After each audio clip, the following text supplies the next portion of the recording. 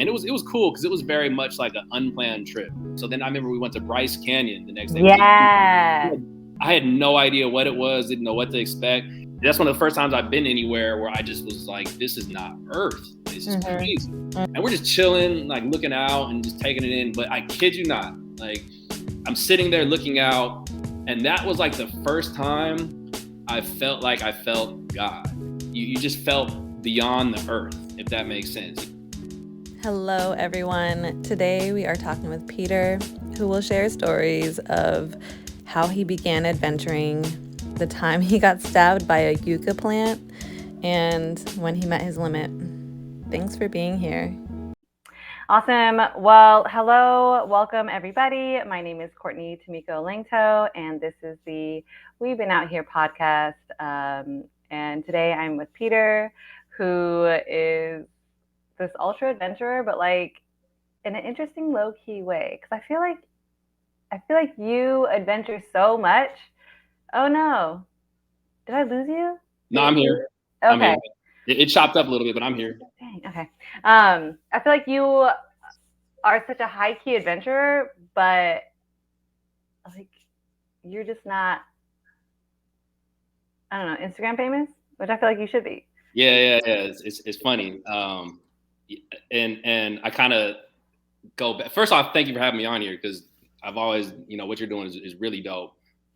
So it's I feel like you're doing things. I'm sure like myself, a lot of people like we wish we were like, it's things that I've thought about, but I don't make materialize. And like, damn, she's doing it. This is dope. So it's cool that you're making this happen, giving us a platform.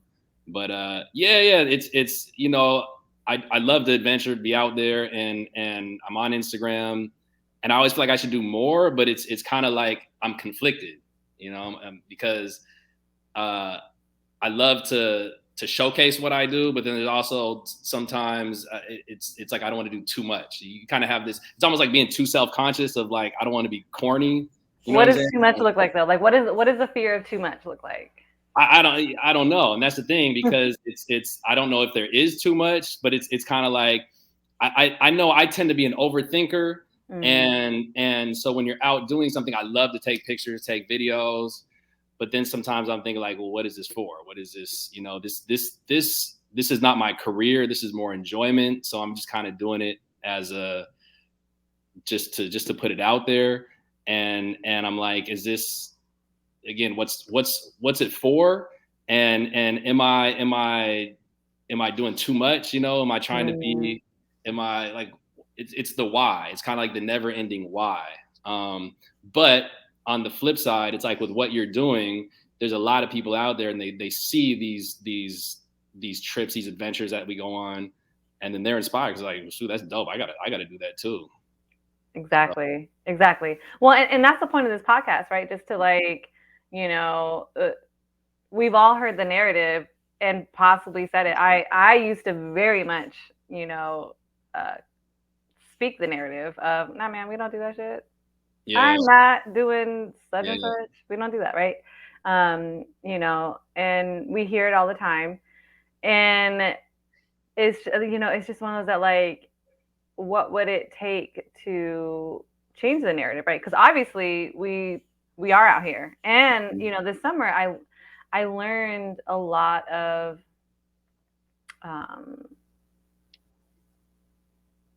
Black folks throughout history who have been doing these things. That it's absolutely insane that we don't know their names.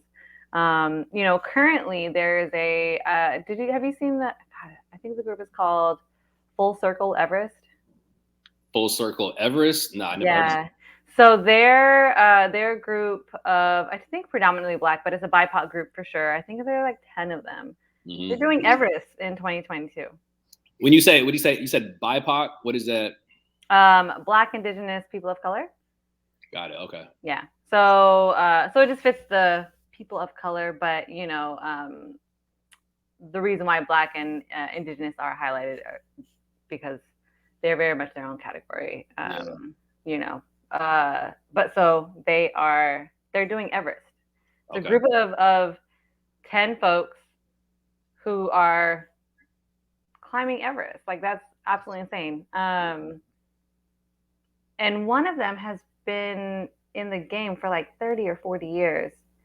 And we should know his name. Like it should be a household name, especially amongst the Black community. Yeah. But, if even in the outdoor community, right? Like I went to a convention this summer, outdoor retailer. Are you familiar with it?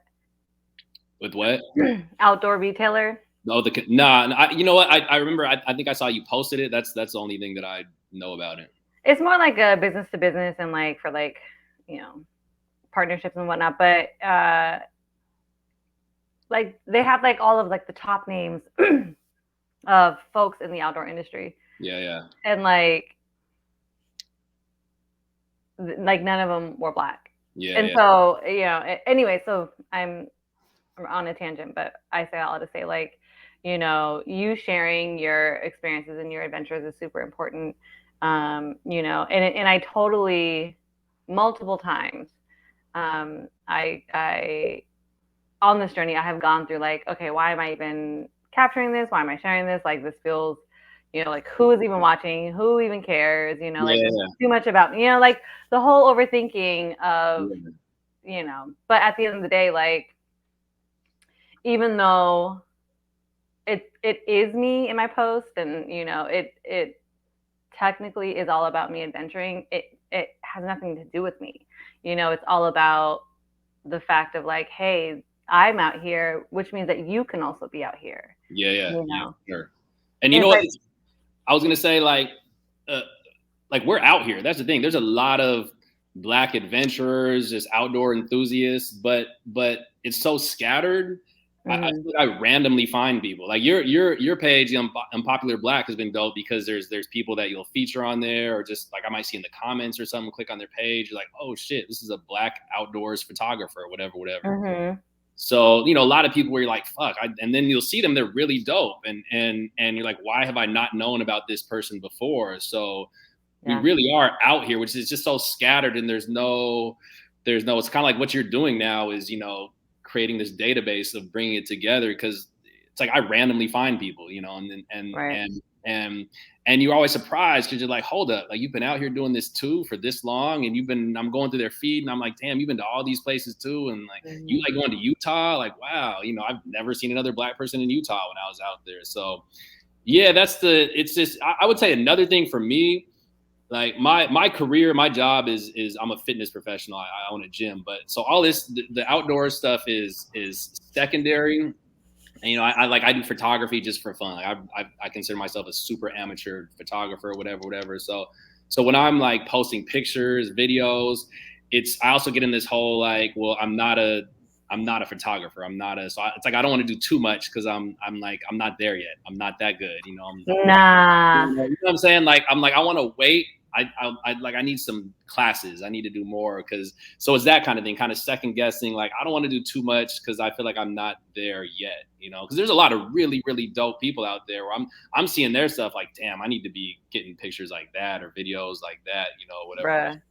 I feel that. And I feel that 1,000% because like, so there's this guy, I think he's scheduled to come on.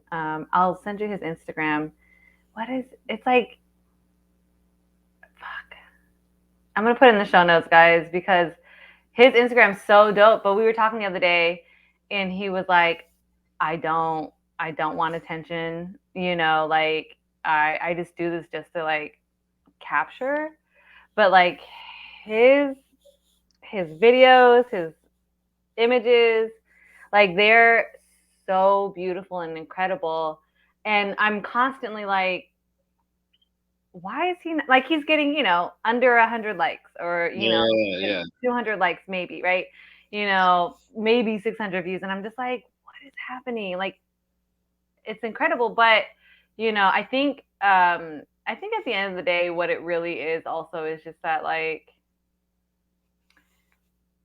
you'll never be the best at the beginning, right? For sure. And like, if you're constantly waiting till you be the best or whatever, then you just never do, right? Yeah. Everyone is afraid of the ugly beginnings, which is very valid. Like no one wants no one wants to look ugly or silly or, but also like, who are you comparing it against? Yeah, Right? and Like you how have much to time? you have to have the ugly beginning. I remember when I first started as a trainer, and I remember I'll never forget I was at a seminar from this trainer who's like the man. He's been in the industry for 40 years. There's a really dope gym over in Boston, but he had this whole thing about the 80-20 rule. And it was when you're doing something, when you're starting a business, trying to start whatever, something new, a lot of us, and me myself, like I try to wait until I'm at 100%, so I'm like 100% ready. And he's like, nah, you got to get to 80. Once you're at 80%, just do it, just go. Yeah. Regardless, you're gonna make mistakes, but if you wait till you're at 100, you'll never be at 100, so you'll never do it. And that's with starting a business, with trying to post more pictures, do more, whatever. It's like we wait till we're at 100, but we're never gonna be at 100. So you have to do it and then screw up a little bit, or maybe it's not quite as good, but then you're gonna realize, you see, okay, now I can tweak it. Now I can, but at least I've got it started. There's exactly to it. But I remember I'll never forget that the 80-20 rule, and I think about that a lot with stuff. But then again, something like this, you're always kind of like, I don't know yet. Yeah, but I mean, but like again, like who are you comparing it to, right? And yeah, exactly. Right. And I mean, I regularly feel like this shit's ugly, but also I realize like it's ugly to me because I've been there, I've seen it in real life, right? Like, so a lot of these places, that like you can't capture the depth and beauty of it, right? Yeah. Even though we try to. But I remember one time I had like posted something to like, I mean, stories are my safe space, right? Like, because it'll just disappear. Like, I'll just post it and like, whatever, right? But I remember posting something and like people were like floored, and I was like, and it's not that it wasn't dope. I just felt like you couldn't tell the depth of it. I think it was like a canyon or something. Yeah. But you have to keep in mind, like, for people who aren't familiar with these places and spaces, just getting a glimpse of it is incredible. And that's another thing, because I couldn't tell you how many places I've been to where I'm looking at it, I'm like, this is amazing. And then the pictures, the video, I'm like, man, fuck this. This is not capturing it. And I'm just not gonna. But it's like you said, if you've never been there, it's you don't know. But to me, I'm getting frustrated because I'm like, this is not what I want. Mm-hmm. But it's still probably really dope. But you're there, and that's the thing. It will never capture the in-person experience. That's what's cool. That's what's dope about a lot of these places is, you can see them online, TikTok, Instagram, whatever, but you will never truly know until you're there. You're there, and like level. Because it's something about, especially like these big spaces, right? Like Grand Canyon, Death Valley, Sequoia, right? Where you're reminded of how absolutely small you are, right? Yes, right. In size as well as time, right? Like these places have been developing over, thousands of years. And you're here for maybe 100 of it, right? Like, and so like just being there in the depth of it, you're just like, holy shit. And so I think that the point of capturing this content is to entice people to experience it for themselves, For sure. And again, the point of like the podcast is like, actually we have been doing the things, which means that you can also do the things, right? Like, the people who, I think, we're at the very, very beginning stages of, the Black community shifting into curiosity, right? Curiosity for the outdoors and nature and whatnot. And so I think that as long as we continue to share these experiences, eventually they'll find their way there. But yeah, I don't know. I was like, I feel like it's a good word is when people say normalize, like normalize outdoors, because it's not normal. And so now it's becoming more normal. It's becoming, you know, and that's for everybody too, across the board. Like I feel like 10 years ago, a lot of these places, not 10 years ago, but like when I first got into hiking and doing stuff, I'd say maybe 6-7 years ago, and I remember going to Zion National Park. I'd never heard of it. It was for a friend's 40th birthday. I'm like, dude, you want to have it in Utah? Like, who goes to Utah? And again, this was like like Instagram was around, but it wasn't a thing. Right. No TikTok. So we did Angel's Landing in the Narrow. Now it's like Disneyland up there. So it's a lot of this has been normalized across the board for everyone, way more. It's just became more of a thing. And now for us too, for Black folk, where, you know, it's now we are seeing some of us out there, and we're like, okay, it's you know, it's a much slower trickle, but it's happening. Yeah, it's always incredible where like being in the middle of, you know, nowhere or nature or whatever, and you're like, holy shit, what's up? Like, it's always like a hold up. You're out here too. Like, it's like you really got to stop and talk. Like, hold up. Like, no, we got to. Who are you? Like, we need to exchange information. You know? It's so dope. It's always so dope. I would love to, if you could share more about yourself personally. You know, you said you have a gym. Tell us about your gym, how old you are, if you're okay with mentioning that. You know, kind of just really give people an idea of who you are, because I think like oftentimes, you know, we think of people who do things that we want to do as like us versus them, or us and them, right? And I think that, you know, giving a more personal tour of who you are, it reminds people that like we're just everyday people who decided that like nature is for us. Well, I'll start off. I just turned 40 like a month and a half ago, which is that's weird to say. Happy birthday. Thank you. It's like I feel like I'm on, when I was on vacation when I turned 40, and I was around. That's right. I was on this hike, and there was like a bunch of other 30-year-olds, and it was weird because it's like all of a sudden I feel like I'm the old guy. Like I'm no longer 30. You know, it's now I'm the 40-year-old, and it's like I can't sit at the same table as y'all anymore. It's a weird feeling. It's probably, you know, when you turn 30, it's odd to be in a whole different generation. But yeah, so I just turned 40. Currently I live out in Playa del Rey, which is in Los Angeles, California. I've been living in LA for I think 10 or 11 years. I kind of forget sometimes, but originally from Seattle, Washington, born and raised out there till I was 29 when I moved out to LA, and I own a gym out here. It's called Real Fitness. It's a private training studio. I've been an athlete my whole life. Track was my main sport. I ran that in college at Washington State University. And I used to be just like a straight meathead athlete. That's all I cared about was sports. So I've always been very active. In my mind, I thought sports was going to be my career. Like I was going to, you know, be a rich track athlete, which is really dumb. There's like one rich track athlete in the world. You know, no one really makes money off track like that, but that was my life. That's all I thought about. You know, it was just as a lot of, especially a lot of young Black men, it's like, we're going to be athletes. We're going to, your life is sports. And there's always a next level. There's always, okay, high school, then college. And in my mind, I'm thinking there's going to be post-college, which there definitely was not.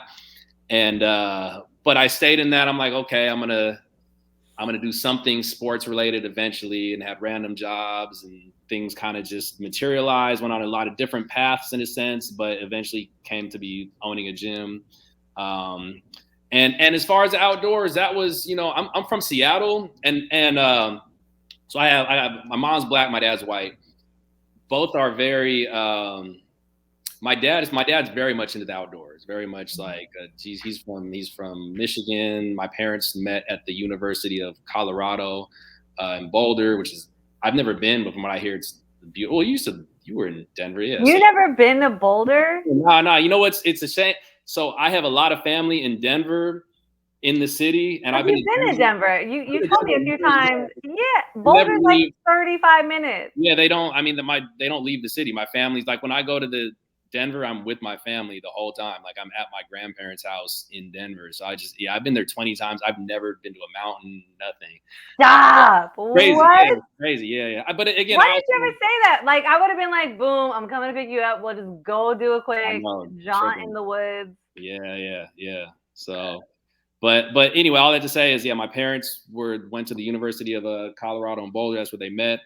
And like my dad was taking my mom out to, all kinds of outdoor stuff. It was the hippie era. They were out there, doing drugs, exploring the woods, everything. And so when I was young, I know, like, I remembered my parents taking me on hikes in Washington. We go outside, but as a kid, you don't know. Like I never appreciated nature. I just knew, for me, I just like to be active. I'm like, all right, cool. I'm running around on a trail. I'm throwing rocks at stuff, whatever. But the concept of nature wasn't there. Like I didn't think anything of it. And then as I get older, you kind of get more of an identity.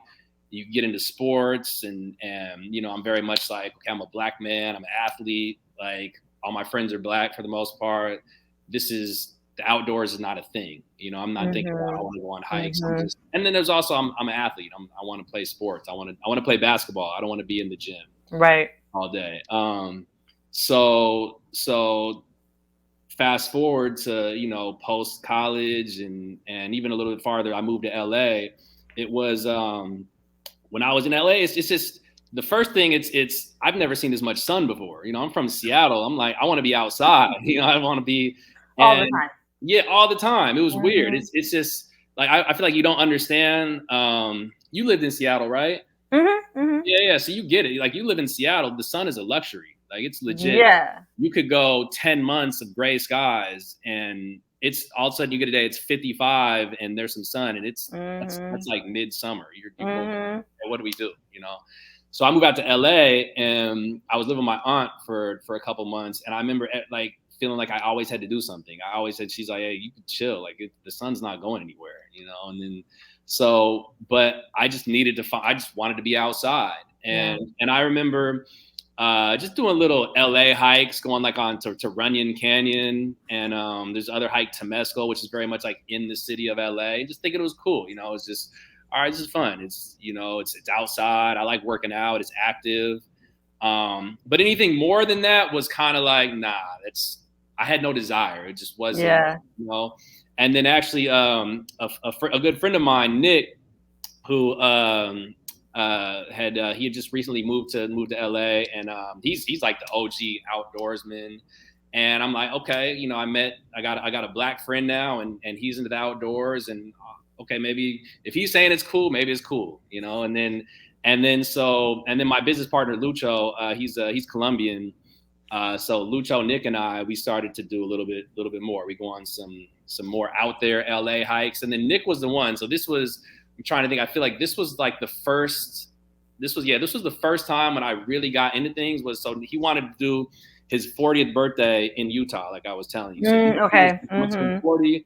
And I'm going to Zion National Park. And he went out there solo first. He went on his own. And again, this is pre-hype of ours. Maybe 6 years ago, I'm going to say. And like, I'd never heard of this place. So this is back before, if you're not really an outdoors person, you don't know about Zion. Right. That. So I'm like, why you're about to turn 40? Like, you're not trying to, go to a lounge, go to a, club or something, like, right. This is Miami, I'm like, you want to go to Utah?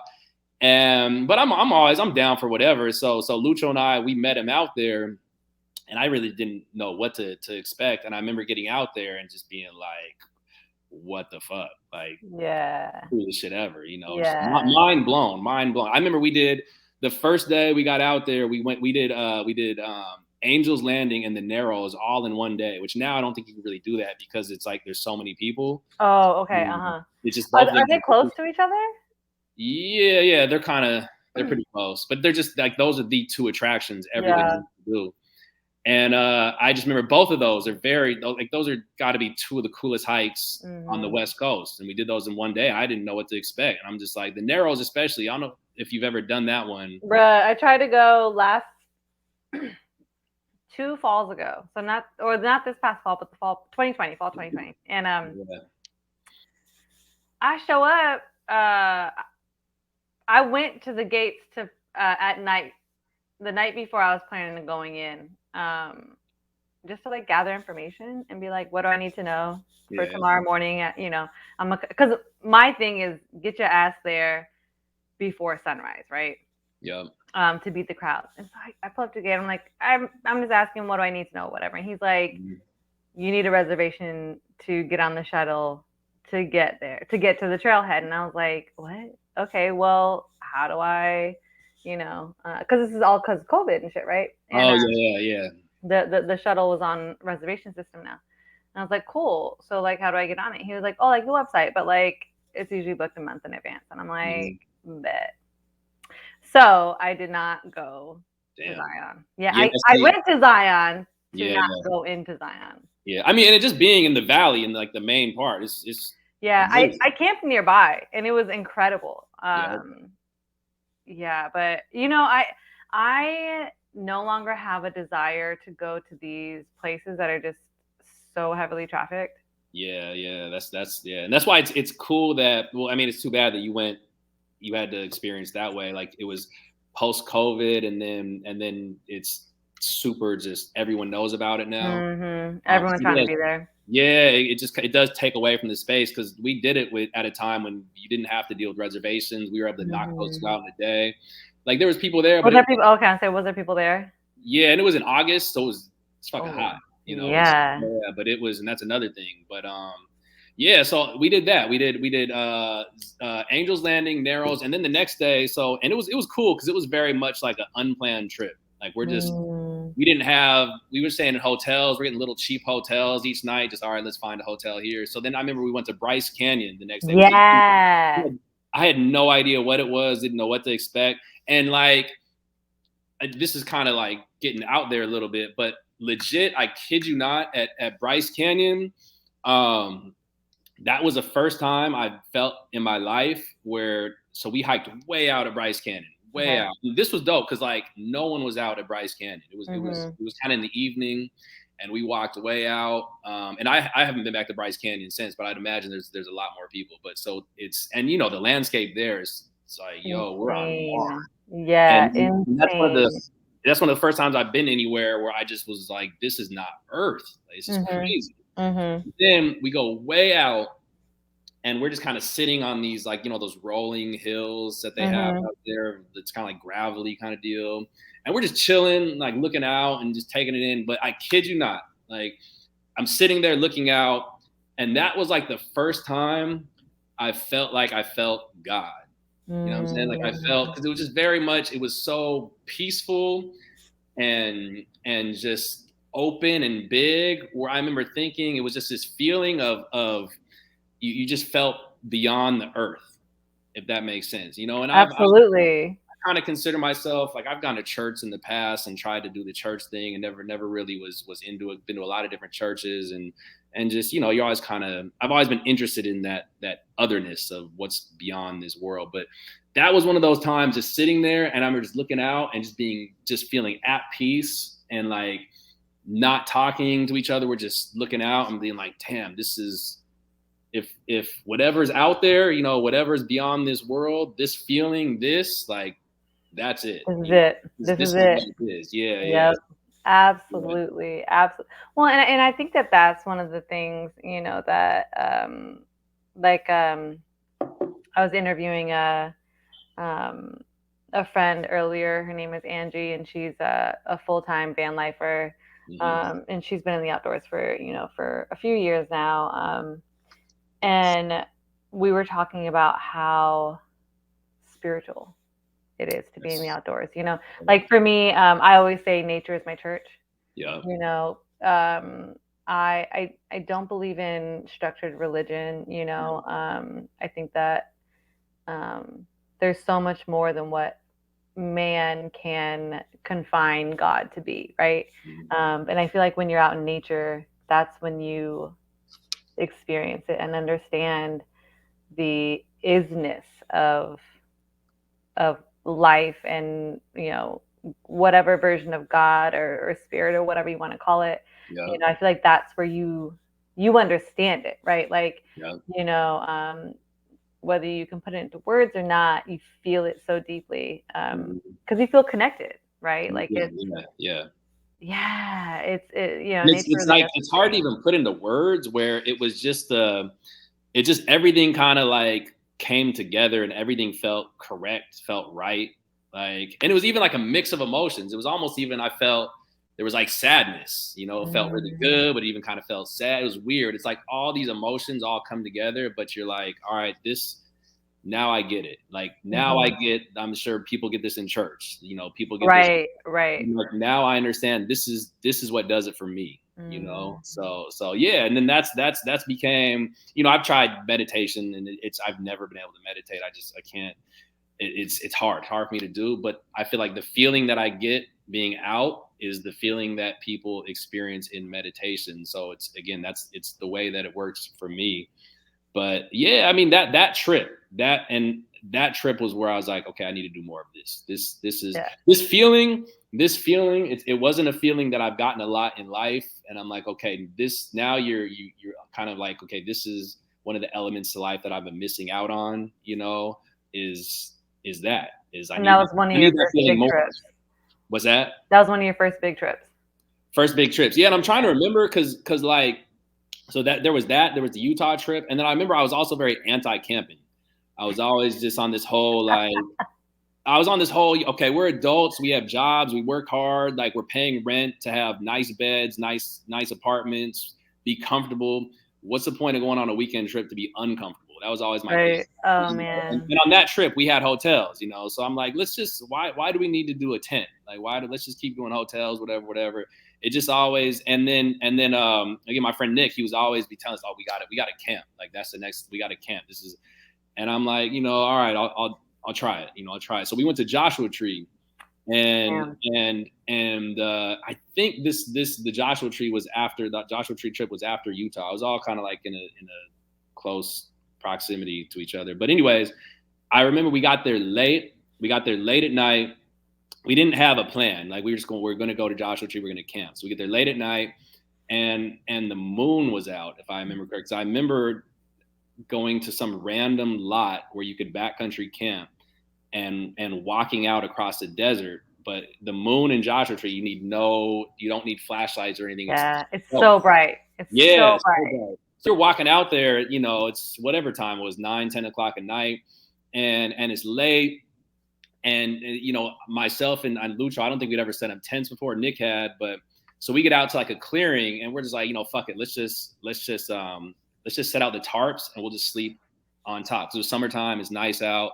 So the term is cowboy camp. At the time I didn't know cowboy camping, but yeah, I know it's a thing. I just thought we were being lazy, and we're just like, we're not going to set up the tents. Yeah. Lay on the tarp. But that was one of the coolest experiences. I remember and it was cool and also scary, because at night, for me, I'm weird. I start to think about, I don't think about animals. I'm thinking about like aliens and shit. Like legitimately, I'm like, and so you've been to Joshua Tree, right? Like I've actually not been to Joshua Tree. Oh, you haven't? Okay. No. But like the Joshua trees themselves, they're really cool. These kind of crazy looking.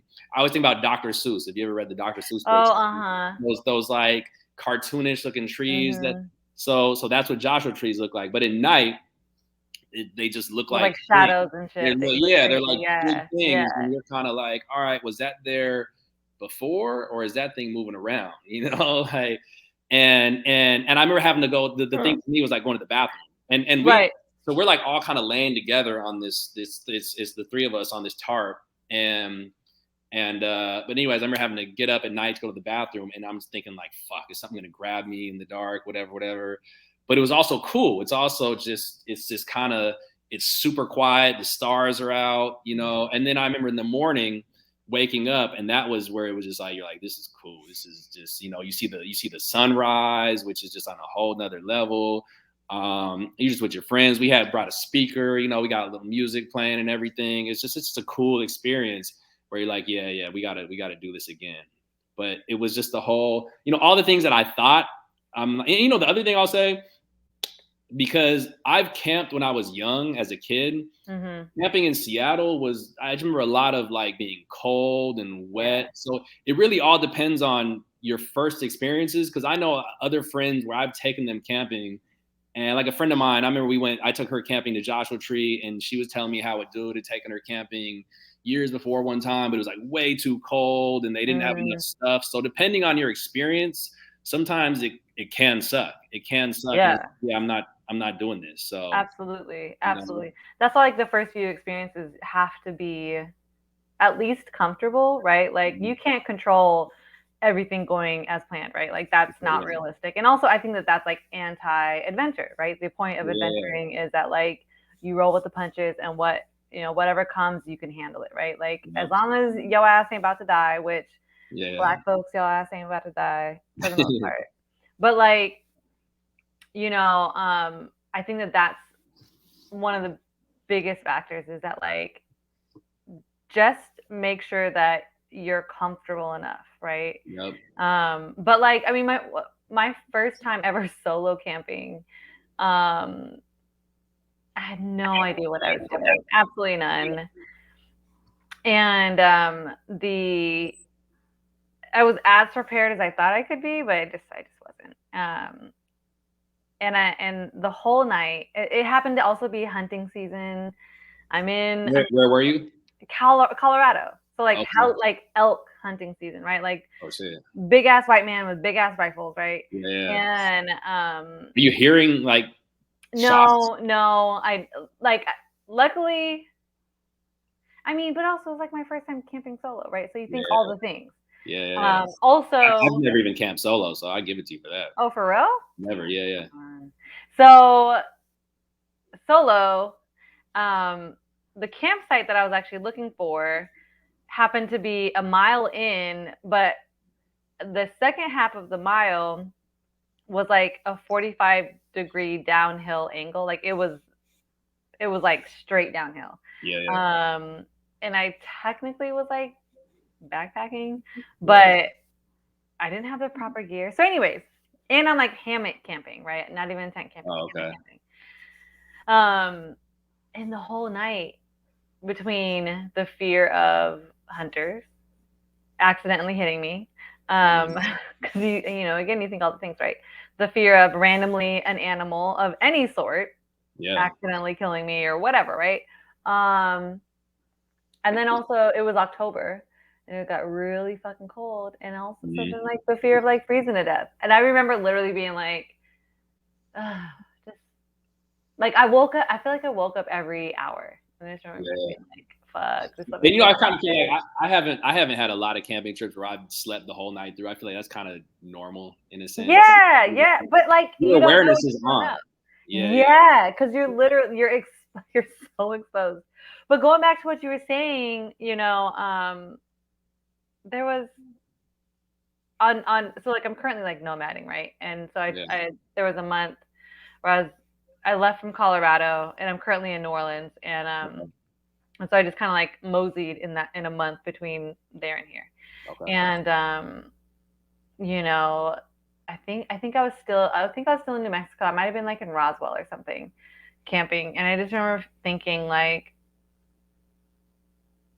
the point of camping is the discomfort.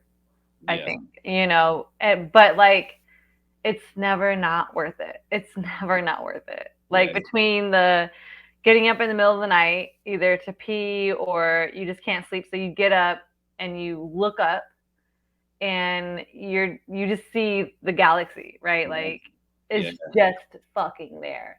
And then waking up in the morning and witnessing the day starting again with the sun, and it's just it's fucking mind-blowing, right? Like there was, maybe it was in Oklahoma. There was a spot in Oklahoma. The first time I ever camped next to a swamp.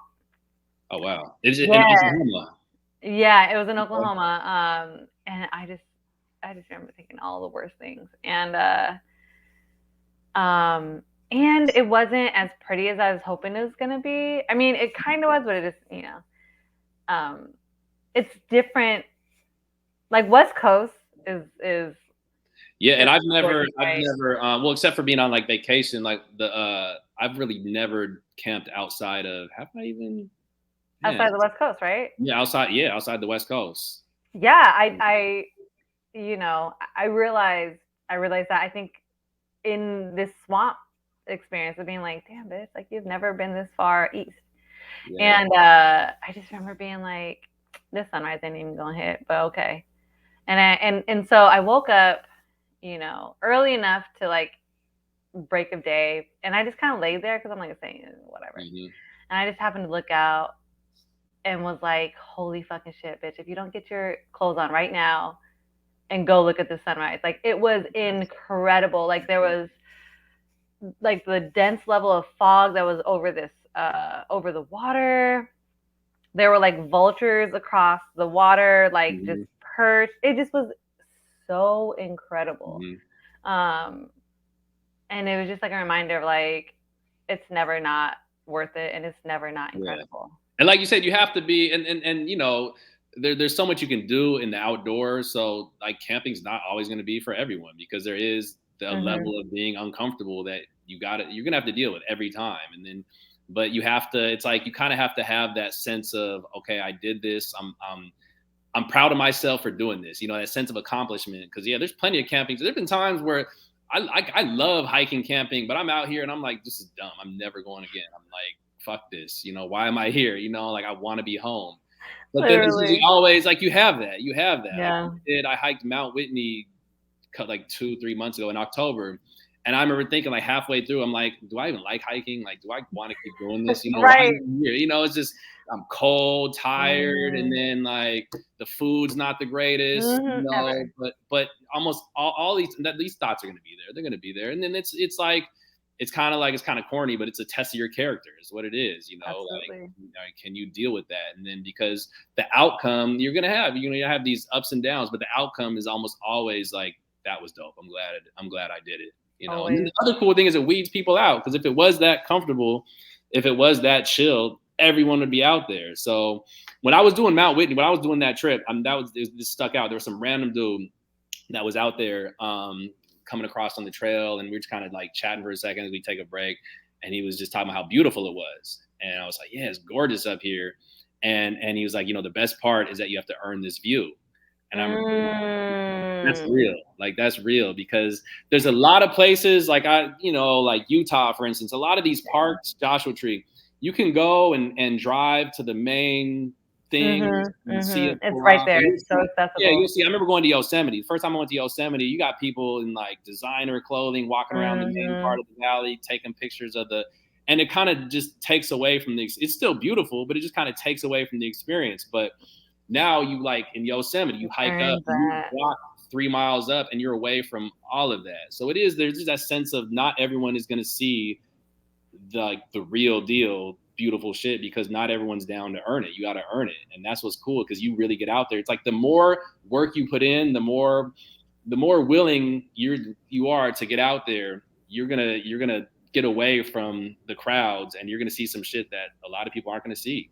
You know? Absolutely. You know, and I mean, so I'm not a hiker. Like I am by default, because the views and like the experiences are important. Yeah. I fucking hate hiking. Like I ain't my jam. I hate it. And so the first time I ever backpacked was, so there's in Colorado, there's like a really famous hot springs and hike called Conundrum Hot Springs, right? Okay. And it's like 10 miles in, 10 miles back, right? And like and it's a steady incline in elevation, but then the last like mile is like you gain like fucking 1,200 feet in elevation, right? Like it's pretty steep. Yeah. It was my first backpacking trip, and I think I did really good in terms of like packing. And yeah, I fucking hated it. I hated every bit of it. I was so mad. And okay, so like I love hot springs, right? Like hot springs are my jam. Yep. I didn't feel like it was worth it. Oh, really? sometimes it's not. That's the thing. I'm so glad that I did it, but I just was like, this was cool, but I would never do this again. Yeah. Yeah, but that's what it is. Like, and that's, sometimes it's not. There've been trips where I've gone on or hikes that I've gone on, and you're working your ass off, and you get to the end, and you're like, "This is what we came to." Right. It is. So. But I mean, like you said, like it's such a test of character, and like, and I think for me it was really important that I did knock it off the Colorado bucket list, because like the reason why I even went was, as long as I had ever lived in Colorado, I'd always heard about Conundrum. Okay.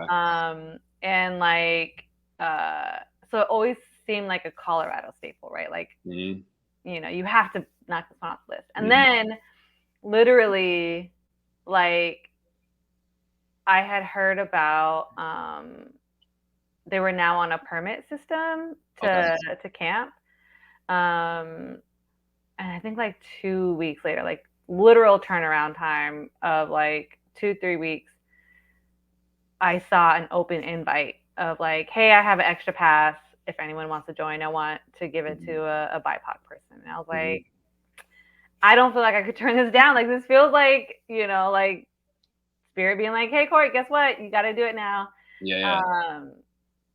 And so like, I don't regret it, because I like the fact that I pushed through it was really big. But I fucking hated it. It was incredible. It was still incredible. It was such an incredible experience, and it was beautiful and all that. But like, I just was like, I think I was just so mad. And I'm still kind of mad about it. Yeah, but and you're still out there, like, just because you're not a hiker, like it's like, I feel like sometimes people think I'm not a hiker, I can't. There's still a lot of things you can do. It's still a lot of, you don't have to be that person. So you might have a bad experience, but there's still a lot of ways you can get outdoors, get up out and there, do your thing. But yeah, that's the beauty of it. Is it's very unknown. It's very, you never know what the experience is going to be, and it's like it's a test of character. I also just like it's a great way. Now being 40 years old and in my 30s, it was just a great way to be around friends, because it's hard sometimes to like I drink, but I'm not a big drinker, so I don't want to do the bar, and like I just it's not my scene, and then that's my way of like bringing people together, and now we're hanging out for hours and chopping it up and just being around each other. There's no reception, ideally, like things are away, and it's just a good way as adults to like be around each other, absolutely. To just and like I've taken a lot of people that have never done outdoor stuff, but I've had very few. Like, people love it. People are usually, unless someone's got the wrong shoes on, their feet are hurting them, or just something happened. Generally, if everyone is like well prepared, they walk out of there like, oh, I got to do this again. Absolutely. Yeah, I think it's so important. But like, so that actually leads me into one of my questions. I'm thoroughly enjoying this dialogue. Actually, I prefer the dialogue over the questions. Have you experienced any aggressive racism towards you while you've been what's interesting is it was like, I don't think I have, and it was like, okay, yes and no. On like hikes and everything, we went to Utah, like after that Utah trip, I want to say we went to Utah 3 more times. And we went with like bigger groups. We brought more people. And we actually got really lucky. So we had a client at our gym who owned a house in Ivins, Utah, which is outside St. George. Oh, St. George is fire. Yeah, it's beautiful out there. And so he just told us, he's like, I'm trying to sell this house. Anytime you guys want to use it, just go, because it's mine. It's just sitting there. So we full on. I feel like we went 3 times, if I remember right. Fire. So the first time it was just Lucho and Nick and myself. And we went and we like explored that area, and then we did it again. And now we brought 3 people. It was my friend Brianna and Courtney, who were both Black, and then Janice, who's Korean. So we had a very like multicultural group out there. You got a Latino, like 4 Black people, Korean, like out there. But we're also kind of like, all right, we're going to be around Utah. Like, we're doing these hikes out there. What's the vibe going to be like? But everybody it's funny. Everybody was almost oddly nice. Like, I don't know if you've experienced this in Utah, but it's like, they're like the nicest people ever. I mean, like we're on trails, and I'm like, all of a sudden you're walking, like, you're this white guy out on the trail. This is like your hometown. All of a sudden you got fucking 6-7 brown people walking down, but they're super like the friendliest people, but like oddly friendly, where I'm like, all right, are you Are you good, man? It's like, it's like, but it was all the experiences out there in Utah. Really cool. I can't really think of any issues on those trips or other issues. And like I said, I've been on a lot of group hikes where nobody's white, Right. Right. The only, like, what sticks out, I remember getting on the trip when it was the three guys, myself, Lucho, and Nick. I remember we got pulled over driving back to Ivans, and that was a little, like, it was this old white cop, and this was 4 or 5 years ago, before weed was legal, and like Nick and Lucho smoke a lot, so we had a lot of, like, not like, there's a good amount of weed in the car, and we were not speeding at all. And we get pulled over, and the first thing is like, you're speeding, and I'm thinking, dude, we were not speeding. Because, like, first off, Lucho was driving, and like, he's not a fast driver. We're kind of lost, so we're slowing down to try to find our way. But he was just kind of one of those slower, older guy cops where, and you could tell, like, if we started to kind of pull his card, which we're not going to do anyways, but it would have been an issue. And I'm like, man, is this? And then I also remember, like, Lucho lives in he lived in Inglewood. I remember him looking at Lucho's ID, and he saw Inglewood, and he's like, oh, Inglewood, huh? I'm going to see both your IDs, pointing to Nick and I. And we're like, why does that constitute having to look at more of our IDs?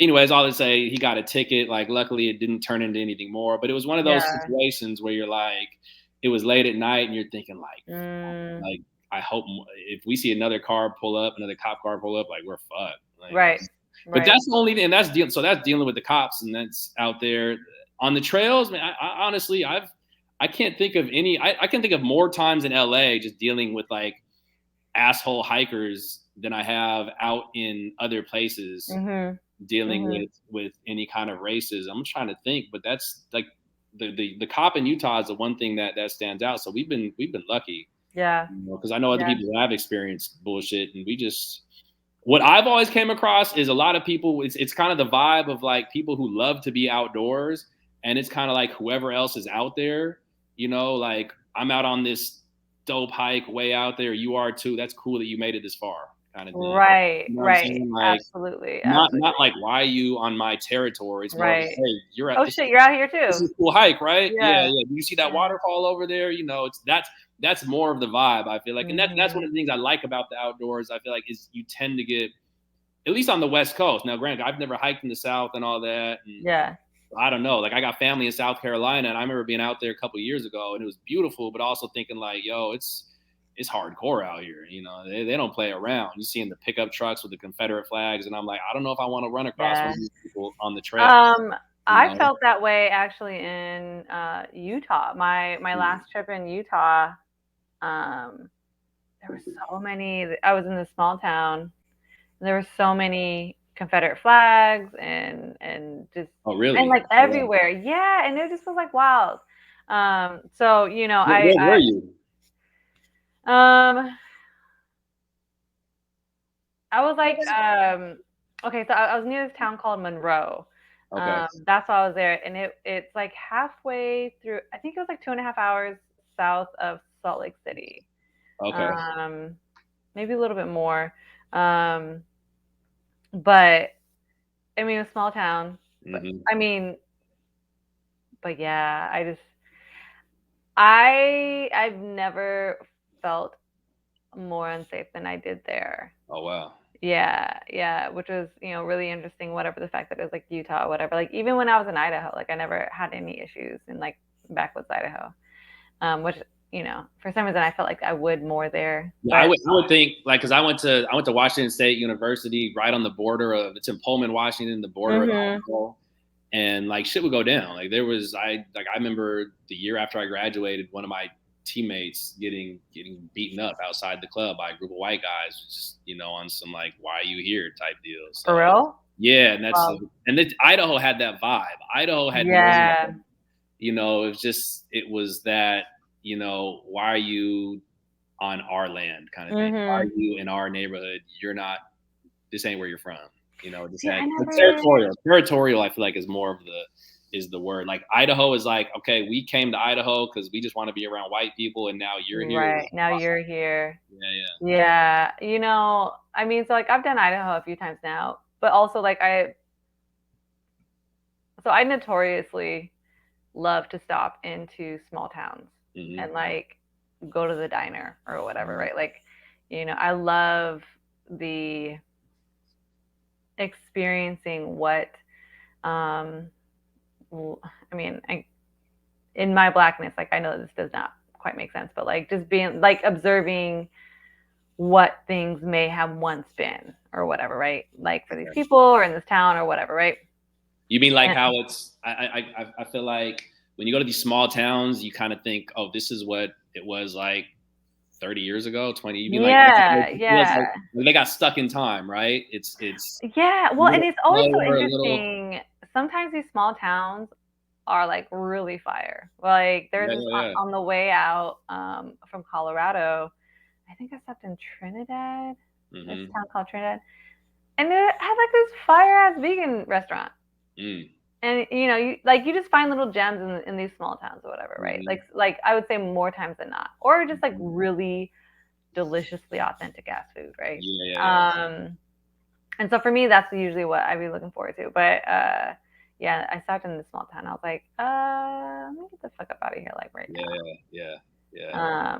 But I haven't experienced that in Idaho. But I also don't stop much outside of like where I'm, because also I'm usually there with a group that I'm bringing, right? And so like you are now my responsibility, and so I'm not just being all willy nilly, right? But I think but yeah. So like, anyways, I digress.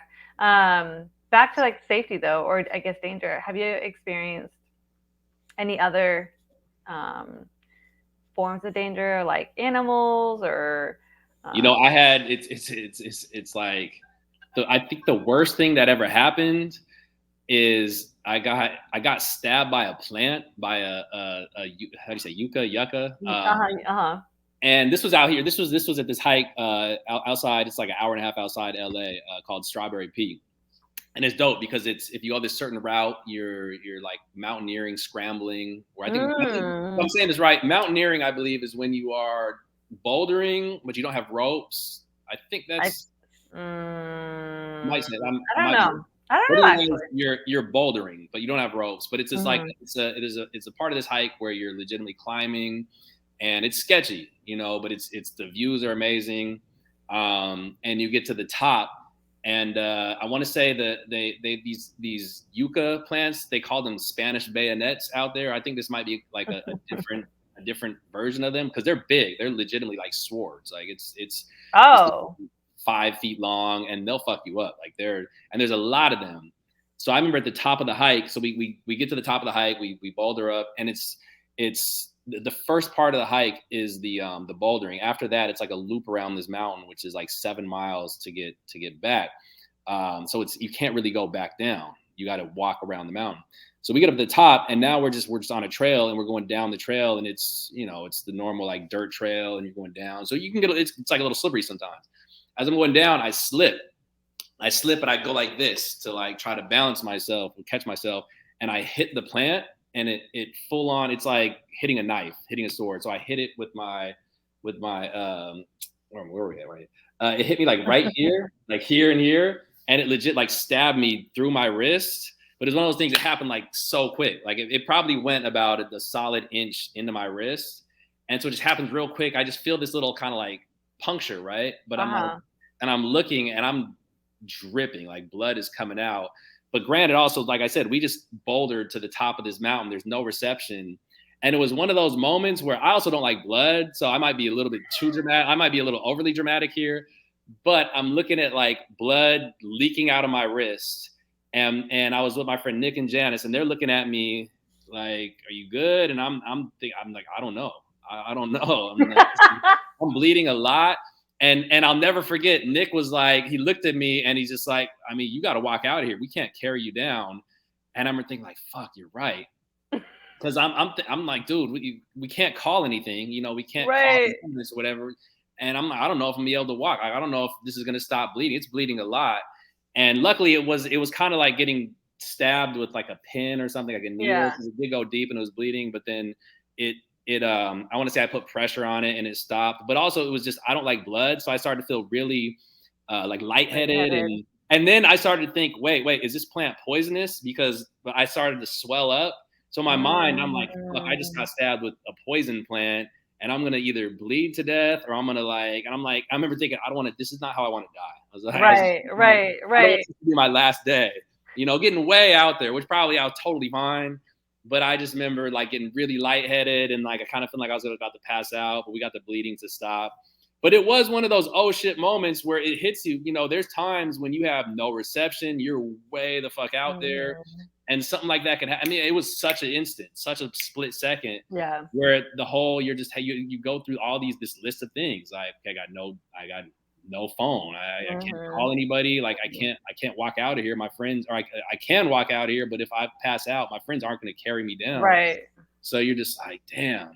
But yeah, that was probably one of the sketchier things that I think that's happened. I've never had any encounters. I've never even seen a bear. That gets to me. Honestly, me neither. Oh, really? Yeah, I've never seen a bear. All the times I've been to all like the Yosemite, Sequoia, Sierras, I've never seen a bear. So I've never had really any like animal encounters. And I know people have had bears steal their food, all this kind of stuff, had them come in their campgrounds. Never seen that. And so I'm trying to think, my experiences have all been pretty chill. Yeah. And I've been to a lot of, I'll say another thing that I was fine, but I did Half Dome in Yosemite. Yeah. And I remember that was one of the moments where I feel like I met my limit. And I was like, okay, this is kind of the height of my hiking. I don't need to do anything more extreme than this. Yeah. That shit looks intense as fuck. You did Half Dome? No, I said it looks intense as fuck. Oh, yeah. And I remember because there was a decent amount of people on those cables. And granted, there was 4 of us. Only 2 of us actually did the cables. The other 2, they stood down. They're like, no, I'm not doing that. Because the pictures and all, they don't do it justice. You get there and you're like, fuck, this is legit. But I remember being on the cables. Also, a week prior, 2 people had died because they had gone up in the rain and they had slipped off. And it's one of those, like it is, you get up there and it's life or death. You're like, okay, if I mess up, that's the end of me. Yeah. But I remember being on those cables on Half Dome, and there was I want to say, I think she was Korean. There was maybe 10 people on the cables. And you can't pass people. So you're kind of, once you go up, you're at the point of no return. So we're probably, it was my friend Cassandra and I were the 2 that had gone up.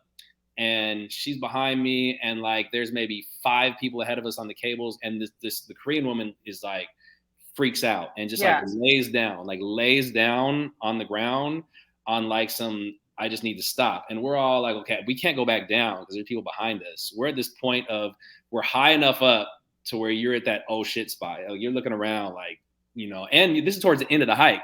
So you're having to hold on to the cables. And I'll never forget, in that moment, someone dropped their water bottle. And you see the water bottle like doo, doo, doo, doo, and just disappear. And I'm like, dude, that's gonna be me. Like if this woman doesn't get up, I'm tired. Like I don't have any water. Like I'm gonna pass out and fall off this cliff. And I remember like that was one of those. I'm like, you know what? This is my limit. Like I don't ever need to do a hike any more extreme than this. I'm like, I'm good. Yeah. Someone had I don't remember who it was. It was like an Instagram friend. And like not even like a good one, right? But I think because I'm adventurous, and they invited me. They were like, "Yeah, I think I'm gonna do Kilimanjaro in like a year or so. You want to go?" And I was like, "No, the fuck? No, I don't. That's good." Another one. I was just in Tanzania. I was out there for my birthday, and I did Mount Meru, which is 15,000, just under 15,000 feet. It's like 14,900, whatever. And so my guide that I went with, he does Kilimanjaro all the time.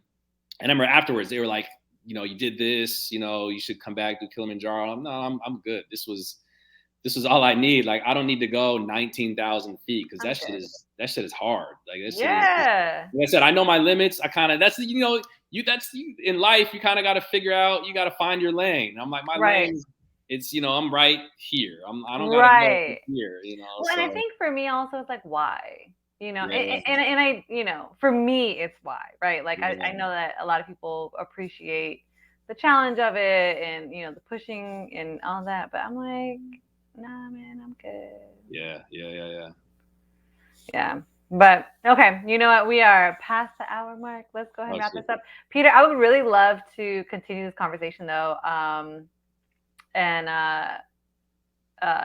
talk more about like what the outdoors means to you and like what this is dope for sure. What the future of the outdoors looks for you and like all those things or whatever. But before we leave, would you please tell the listeners, those who are hesitant or afraid of adventuring or who just don't know what they need to know or any of the things, any sort of advice or anything that you want them to know? I mean, I would say, first and foremost, just like I was very hesitant. I was very anti-outdoors. It's just like this isn't the move. I don't get the point in it. But it took finding the right people. So it's like it's not always the easiest thing, but find a community, find someone, someone around you who knows outdoors, and test the waters and know that it's not always going to be your first experience might not be the dopest, but like test the waters, try a little hike, try camping. But it's one of those things where it's definitely worth the work, but it's also worth making sure you do it right. Because I do know some people, like I said, we've gone camping and they would never gone camping, but then we did it the right way and they're like, this is dope. So it's like anything in life, you might have never had Vietnamese food and you don't go to the greatest Vietnamese restaurant. You're like, I don't like Vietnamese restaurant, but now someone's like, no, hold up.